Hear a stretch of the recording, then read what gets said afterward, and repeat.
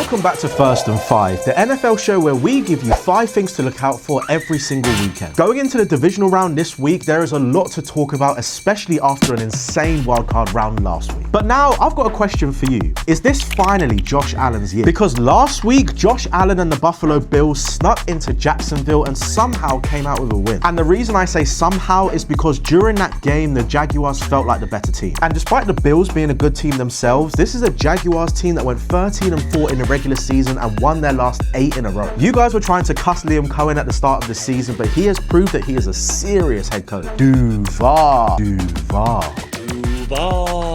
Jacksonville's QB Trevor Lawrence had an insane season, throwing for 4,007 passing yards. And his former Clemson teammate, running back Travis Etienne Jr. had another 1,107 on the ground as well. With a defense that came 3rd in the league in turnovers in the regular season with 13, Josh Allen knew he had to go to Duval and play his best game. The Bills QB completed a whopping 28 of 38 passes with 273 passing yards. And on top of that, he threw 1 passing TD and 2 more on the ground. But now the Bills move on to the divisional round and the Denver Broncos. James Cook is going to have to register more than the 46 rushing yards he got versus Jacksonville, and they'll hope their wide receivers Brandon Cook and Keon Coleman can share a bit more of the load this time out. Khalil Shakir will do very well to match the 12 receptions that Josh Allen threw his way in Jacksonville. But now Josh Allen has shown the league that the Bills can win on the road in the postseason. And with a lack of Lamar Jackson, Patrick Mahomes and Joe Burrow to stop him, the real question is this finally the Buffalo Bills' year? Now I can't lie, when are the bruised 49ers going to fold? Just listen to this list. Nick Bosa, Mikael Williams, Nick Martin, Fred Warner and Trent Taylor are all out this week on injury reserve. Then they had their star tight end George Kittle tear his Achilles against Philadelphia last week. And then Trent Williams, Ricky Purcell, Dean Winters, Luke Gifford and Jair Brown are all questionable this week as well. We've heard of the injury bug, but surely this is a virus at this point. But despite all of these wounds, the 49ers still got the win in Philly against the reigning champions. Dub City, baby.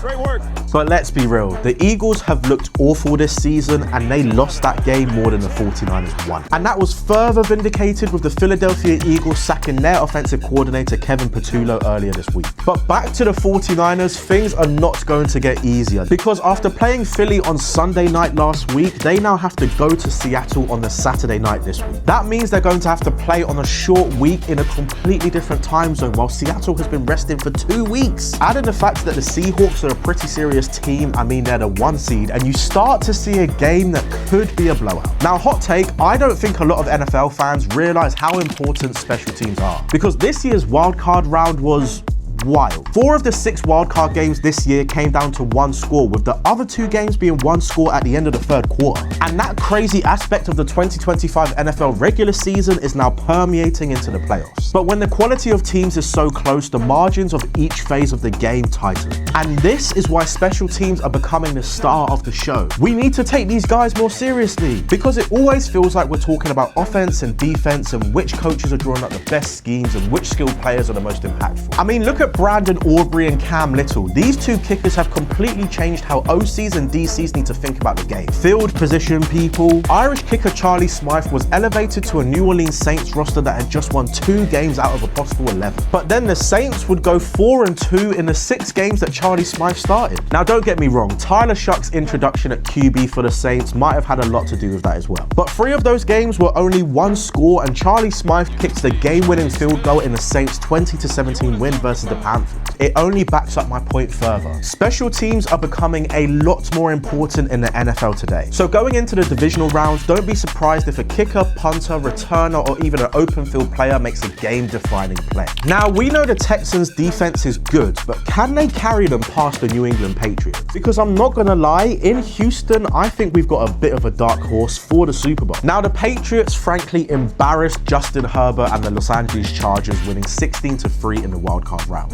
Bro, Jim Harbaugh's men really flew across the country to score a field goal. Jeez. But this week, the Patriots welcomed arguably the best defense in the league in the Houston Texans. And this team are a serious problem for any NFL team. They led the league in defensive yards allowed per game in the regular season with a whopping 277.2. They came second in the league when it came to turnovers with 17 and 6th in the league when it came to sacks with 47. And you could argue that these numbers don't even justify what we're seeing with our eyes on the field. With a lineup of players like Danielle Hunter, Will Anderson Jr., Azeez Al-Shaair, and Derek Stingley Jr., it is no surprise why they can win games by themselves. However, with the Texans, it can sometimes feel like their offense has the potential to be just as good. Nico Collins, Christian Kirk, Jaden Higgins, Jalen Noel, and QB CJ Stroud all have insane potential as athletes. If they can find a way to play closer to that ceiling than the floor, a New England Patriots fan base who is dreaming about returning to the peak of the AFC might get a rude awakening this weekend.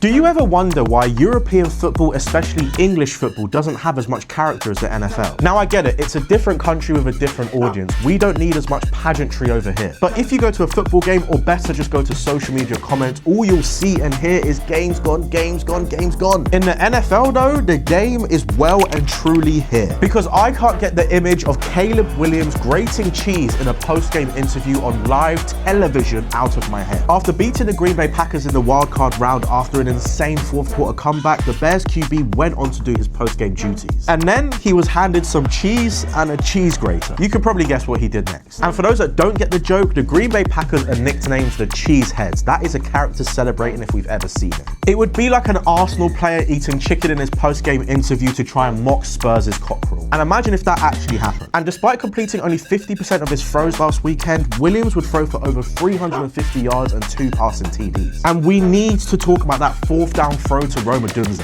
Empty backfield, pressure comes in, so Caleb Williams has to roll to his left. And then he manages to throw against his momentum into the bucket in a window that no one in the stadium or on TV even saw. And that performance comes off the back of an insane regular season where he was top 10 in passing yards and passing TDs. In just his second year, Caleb Williams is showing that the Bears' decision to let go of Justin Fields was very justified. But now, let's see what Caleb Williams has for the Los Angeles Rams this weekend. Because you're up against a veteran QB who's probably going to win MVP in Matthew Stafford looking for his second ring. But those have been 5 things to look out for this weekend. What are your thoughts though? Comment down below and let us know. And if you have enjoyed this video, be sure to give it a like, but most importantly, subscribe to the NFL UK and Ireland YouTube channel. I've been American TJ, peace.